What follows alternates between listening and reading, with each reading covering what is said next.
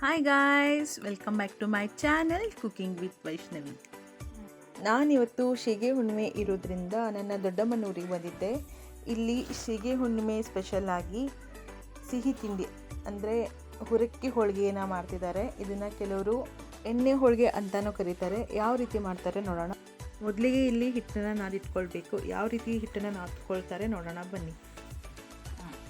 ಇವಾಗ 2ರಿಂದ 3 ಸ್ಪೂನಿನಷ್ಟು ಅಡುಗೆ ಎಣ್ಣೆಯನ್ನು ಹಾಕ್ಕೊಳ್ಳಿ. ಎಣ್ಣೆ ಬಿಸಿಯಾದ ನಂತರ 1 ಹಿಡಿಯಷ್ಟು ಬಾಂಬೆ ರವನ್ನು ಹಾಕ್ಕೊಂಡು ಚೆನ್ನಾಗಿ ಹುರಿದುಕೊಳ್ಳಿ. ಈ ಬಾಂಬೆ ರವನ್ನು ಚೆನ್ನಾಗಿ ಹುರ್ಕೊಂಡು ಮಿಕ್ಸ್ ಮಾಡ್ಕೊಳ್ಳೋದ್ರಿಂದ ಚೆನ್ನಾಗಿ ಟೇಸ್ಟ್ ಬರುತ್ತೆ. ಇವಾಗ ಬಾಂಬೆ ರವೆ ಹುರಿದಿದ್ದಾಗಿದೆ. ಇಲ್ಲಿ ಅರ್ಧ kgಯಷ್ಟು ಮೈದಾ ಹಿಟ್ಟನ್ನು ಜರಡಿ ಇಟ್ಕೊಂಡು ಸೈಡಲ್ಲಿ ಇಟ್ಕೊಳ್ಳೋಣ. ಹಾಗೆ 250 ಗ್ರಾಮ್ನಷ್ಟು ಬಾಂಬೆ ರವನ್ನು ಹಾಕ್ಕೊಂಡು 2 ನಿಮಿಷ ನೀರಲ್ಲಿ ನೆನೆಯಕ್ಕೆ ಬಿಡೋಣ. ಅದಾದ ನಂತರ ಹುರಿದಿಟ್ಕೊಂಡಿರೋಂಥ ಬಾಂಬೆ ರವನ್ನು ಹಾಕ್ಕೊಂಡು ಚೆನ್ನಾಗಿ ಮಿಕ್ಸ್ ಮಾಡ್ಕೊಳ್ಳೋಣ. ಯಾವ ರೀತಿ ಅಂದರೆ ಹೋಳಿಗೆ ಮಾಡ್ತೀವಲ್ಲ ಆ ಹದಕ್ಕೆ ಕಲಿಸ್ಕೊಳ್ಳಿ. ಇದಕ್ಕೆ ಸ್ವಲ್ಪನೇ ಉಪ್ಪು ಹಾಕ್ಕೊಂಡು ಸ್ವಲ್ಪ ನೀರು ಹಾಕ್ಕೊಂಡು ಕಲಿಸ್ಕೊಳ್ತಾ ಬನ್ನಿ. ಇವಾಗ 2 ಸ್ಪೂನಿನಷ್ಟು ಎಣ್ಣೆಯನ್ನು ಹಾಕ್ಕೊಂಡು ಚೆನ್ನಾಗಿ ಕಲಿಸ್ಕೊಳ್ಳೋಣ. ಇದಕ್ಕೆ ಬಾಂಬೆ ರವೆ ಹಾಕಿರೋದ್ರಿಂದ 2 ಗಂಟೆಗಳ ಕಾಲ ಆದರೂ ನೆನೆಯೋದಕ್ಕೆ ಬಿಡಬೇಕು.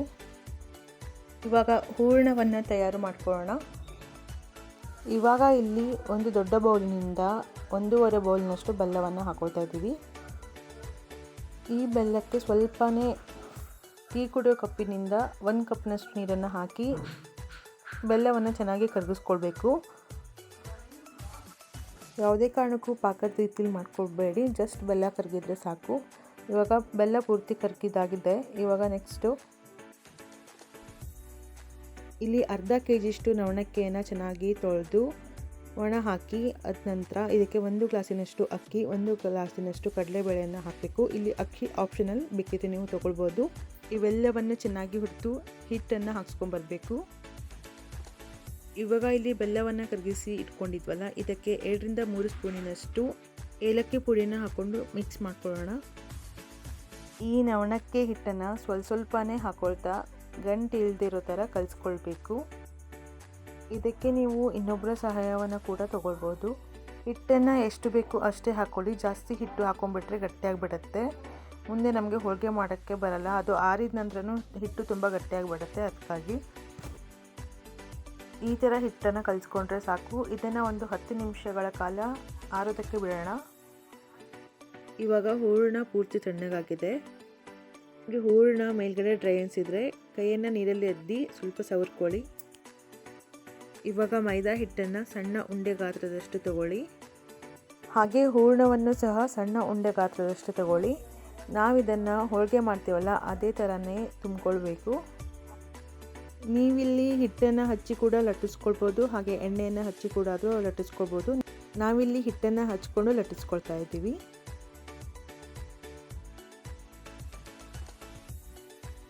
ನೀವಿಲ್ಲಿ ಬಟರ್ ಪೇಪರ್ ಕೂಡ ಯೂಸ್ ಮಾಡ್ಕೊಳ್ಬೋದು. ನಾನಿಲ್ಲಿ ಆಯಿಲ್ ಪ್ಯಾಕೆಟನ್ನು ಯೂಸ್ ಮಾಡ್ಕೊಳ್ತಾ ಇದ್ದೀನಿ. ಹಾಗೆ ಮಣೆ ಮೇಲೆ ಲಟ್ಟಿಸ್ಕೊಳ್ಳೋದ್ರಿಂದ ಹೋಳಿಗೆ ಎಲ್ಲ ಅದಕ್ಕೆ ಅಂಟ್ಕೊಂಡ್ಬಿಡತ್ತೆ. ಅದಕ್ಕಾಗಿ ಬಟರ್ ಪೇಪರ್ನ ಯೂಸ್ ಮಾಡ್ಕೊಳ್ಳಿ. ನಮಗಿಲ್ಲಿ ಬಟರ್ ಪೇಪರ್ ಇಲ್ಲದೇ ಇರೋ ಕಾರಣ ನಾವಿಲ್ಲಿ ಆಯಿಲ್ ಪ್ಯಾಕೆಟ್ನ ಯೂಸ್ ಮಾಡ್ಕೊಂಡಿದ್ದೀವಿ. ಇವಾಗ ಎಣ್ಣೆ ಬಿಸಿಯಾಗಿದೆ, ಕರಿದುಕೊಳ್ಳೋಣ. ಹೋಳಿಗೆನ ಎಣ್ಣೆಯಲ್ಲಿ ಹಾಕಿದ ನಂತರ ಹೋಳಿಗೆ ಮೇಲೆ ಎಣ್ಣೆಯನ್ನು ಈ ಥರ ಹಾಕಬೇಕು. ಈ ಥರ ಹಾಕೋದ್ರಿಂದ ಹೋಳಿಗೆ ಚೆನ್ನಾಗಿ ಉಬ್ಬಿ ಬರುತ್ತೆ, ಹಾಗೆ ಬಬಲ್ಸ್ ಕೂಡ ಬರುತ್ತೆ. ಇದನ್ನು 2 ಸೈಡು ಹೊಂಬಣ್ಣ ಬರೋ ತನಕನೂ ಚೆನ್ನಾಗಿ ಕರಿದುಕೊಳ್ಬೇಕು. ನನ್ನ ವಿಡಿಯೋ ನಿಮಗೆ ಇಷ್ಟವಾಗಿದ್ದರೆ ದಯವಿಟ್ಟು ಲೈಕ್ ಮಾಡಿ, ಶೇರ್ ಮಾಡಿ, ಪ್ಲೀಸ್ ಕಮೆಂಟ್ ಮಾಡಿ. ನೀವು ಕಮೆಂಟ್ ಮಾಡೋದ್ರಿಂದ ನನಗೆ ಇನ್ನಷ್ಟು ಹೊಸ ರೆಸಿಪಿಗಳನ್ನು ಶೇರ್ ಮಾಡೋದಕ್ಕೆ ಇನ್ಸ್ಪಿರೇಷನ್ ಸಿಕ್ಕಾಗುತ್ತೆ. ಯಾರೆಲ್ಲ ನನ್ನ ಚಾನಲ್ನ ಸಬ್ಸ್ಕ್ರೈಬ್ ಮಾಡ್ಕೊಳ್ಳದೆ ನೋಡ್ತಾ ಇದ್ದರೆ ದಯವಿಟ್ಟು ಸಬ್ಸ್ಕ್ರೈಬ್ ಮಾಡ್ಕೊಳ್ಳಿ. Thanks for watching.